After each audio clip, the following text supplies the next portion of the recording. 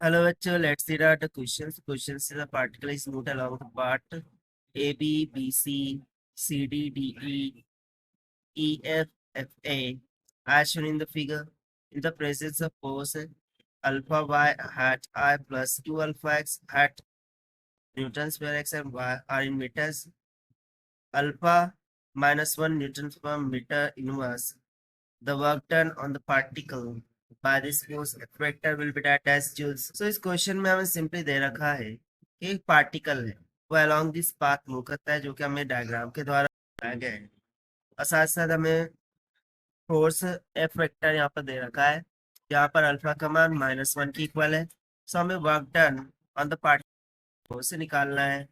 तो चलिए स्टार्ट करते हैं सोल्यूशन से। But before of it, let's talk about the key concept which we are going to use here for this question. Of work done can be given by integral of f vector dot dr vector. तो इसी फॉर्मूले का हम यहाँ पर use करना होगा। तो सबसे पहले तो हम यहाँ पर फोर्स को सिंप्लीफाई करते हैं।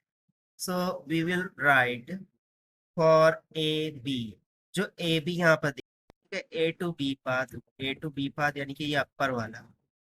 तो इसके लिए y तो क्या हो गया, कांस्टेंट हो गया। y is nothing but constant because is moving along the x। सो इस कारण से जो f वेक्टर है, सबसे पहले तो हम अल्फा का मान यहाँ पर इस इक्वेशन में पुट कर देंगे, that is -1। So f vector क्या हो जाएगा, minus Y hat I plus minus will be minus of 2x hat of j की इक्वल। और अब चूंकि y कांस्टेंट हो चुका है यानी कि वो इक्वल टू 1 हो जाएगा। सो एफ ए बी यहाँ से कितना निकल के आ जाएगा, minus of hat i minus of 2x hat of j की। उसी तरीके से अलोंग ए बी जो रेडियल वेक्टर डी आर, ये किसके अलोंग हो जाएगा, फिर एक्स के अलोंग, क्योंकि वह तो कांस्टेंट है।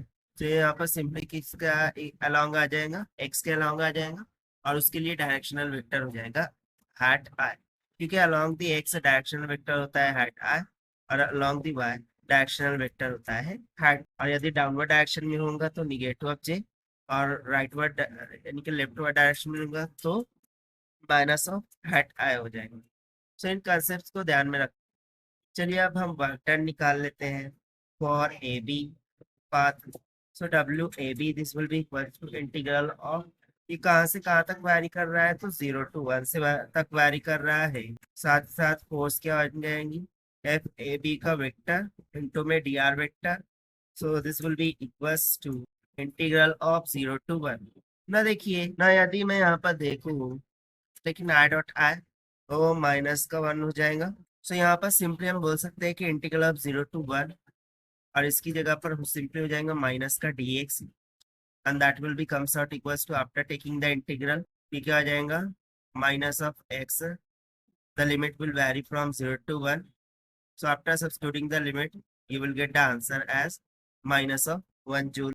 उसी तरीके से यदि हम BC पाथ के लिए कैलकुलेशन करें, so for BC, so BC के लिए जो x है वो अब कांस्टेंट हो जाएगा। See here into the diagram BC I am talking about.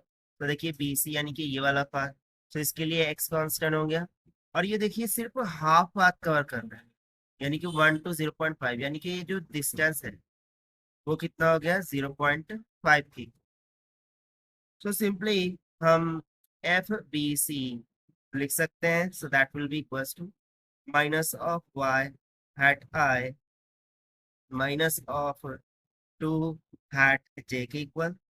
और साथ ही साथ जो रेडियल वेक्टर है d are vector, this must be equals to d y g, क्योंकि ये अलोंग द वाई है।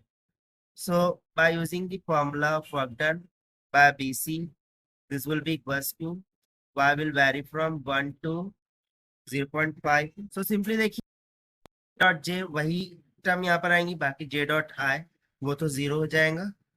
तो सिंपली यहाँ पर आ जाएगा माइनस का 2 डी वाई। सो जब हम इसका इंटीग्रल निकालेंगे तो ये हो जाएगा minus of 2y and the limit go from 1 to 0.5। After substituting the limit and subtracting, you will get plus 1j as required work done. Now next हम पाथ CD के लिए बात करेंगे. For path CD, again y is going to be constant here. यदि y constant हो गया है, so FCD this must be equals to negative of 0.5 hat minus of 2x hat j हो जाएगा. और जो dr वेक्टर है that must be equals to dx hat I because y constant है, so along the x होगा. अब ये हमने ऐसा क्यों लिखा है, तो देखिए C to D again it's covering in half of the path, जो कि किसके इक्वल है, 0.5 के equal. That is why we have written 0.5 for hat I. So now we apply the formula of work done. WCD is equals to integral 1 to 0.5 minus of 0.5 dx, which comes out equals to 0.25 joules. Now next, अब हम DE के लिए बात करेंगे.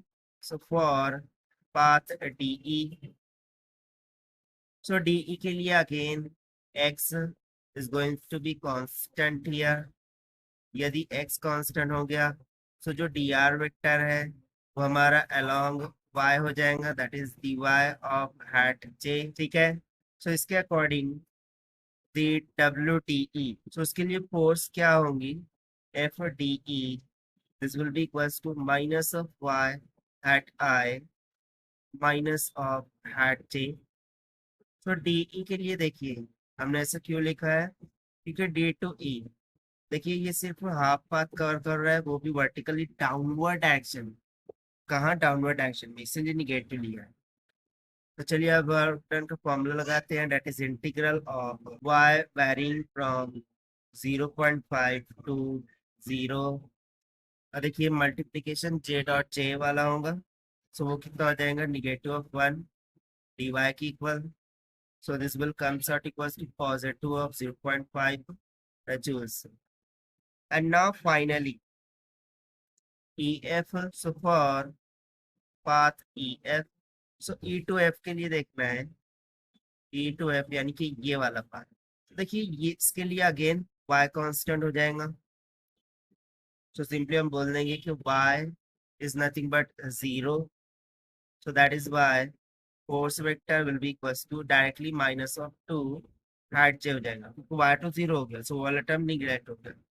और जो dr vector है वो हमारा अलोंग दी एक्स आ जाएगा, that is d x at i की इक्वल्स.